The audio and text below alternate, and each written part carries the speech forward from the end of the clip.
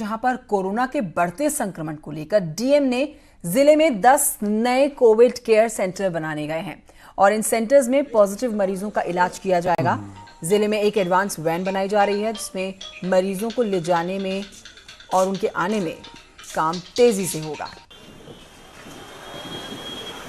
दो व्यवस्थाएं बहुत ज़रूरी है, एक हमारी लॉजिस्टिक्स की व्यवस्था, दूसरी हमारी क्लिनिकल साइट में व्यवस्था। तो इसमें सभी एसडीएम्स और एमओएसी को समन्वय बनाने के लिए निर्देशित कर दिया गया है। उन दोनों को सभी को साथ में काम करना है तथा हम लोग के जो पोर्टल पे रिपोर्टिंग हो रही है उसका पूरा रिव्यू किया गया तथा जो भी हमारे कैपेसिटी ऑगमेंटेशन थे, जो प्रस्ताव थे, उनको भी हम लोगों ने आगे पारित कर कोविड केयर सेंटर्स में हम लोगों ने परिवर्तित। कोटद्वार के काशीरामपुर में ग्रामीणों ने खनन के कारण इस काम में लगे हुए ट्रक चालक और परिचालकों को रोजाना मेडिकल स्क्रीनिंग किए जाने की मांग की है।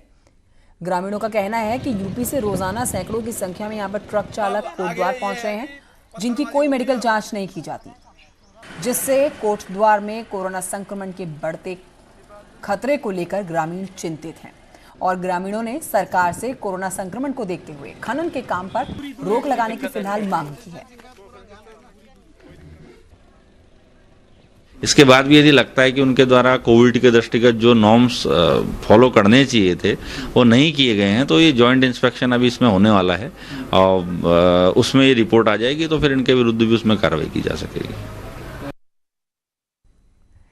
रामनगर फलपट्टी क्षेत्र के लिए जाना जाता है। यहाँ की आम और लीची देश भर से मंगवाई जाती है, लेकिन इस बार लीची का स्वाद लेने के लिए आपको अपनी जेब ज्यादा ढीली करनी होगी क्योंकि लीची की पैदावार 50% कम हुई है।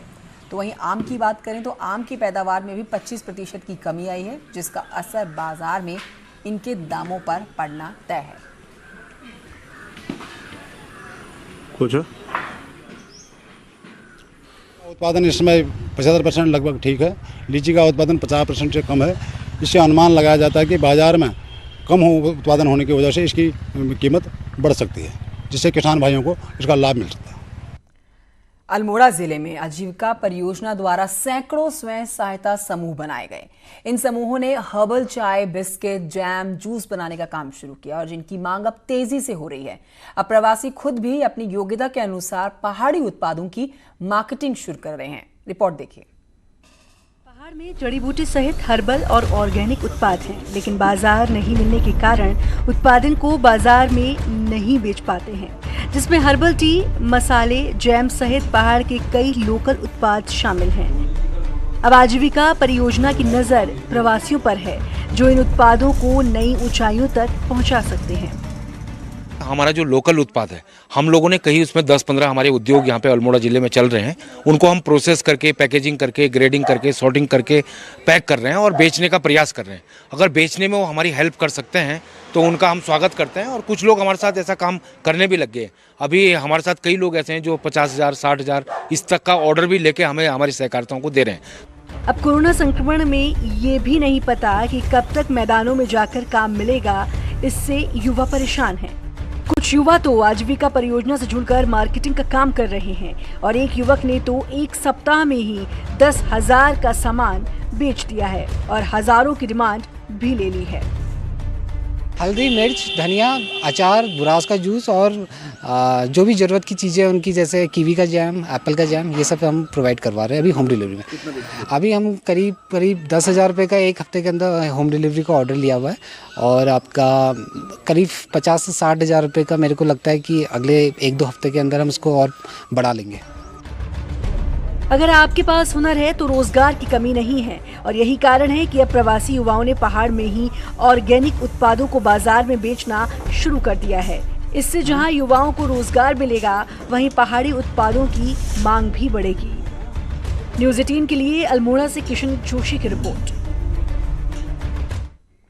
इस बीच आपको एक बड़ी अपडेट दे देते हैं, जिसमें पर्यटन मंत्री सतपाल महाराज की बहू और टीवी एक्ट्रेस मोहिना कुमारी सिंह ने आज सुबह सोशल नेटवर्किंग साइट इंस्टाग्राम पर एक पोस्ट लिखकर अपनी बातें साझा की। कहती हैं कि ये समय घर में सबके लिए बहुत कठिन रहा, खासकर घर के बड़ों और छोटों के लिए।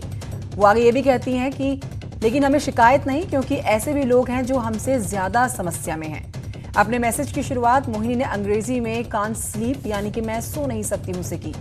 गौरतलब है कि मोहिना, उनके ससुर और मंत्री सतपाल महाराज, मोहिना की सास यानी कि पूर्व मंत्री अमृता रावत समेत कुल 7 सदस्य कोरोना पॉजिटिव हैं और एम्स ऋषिकेश में इनका इलाज चल रहा है।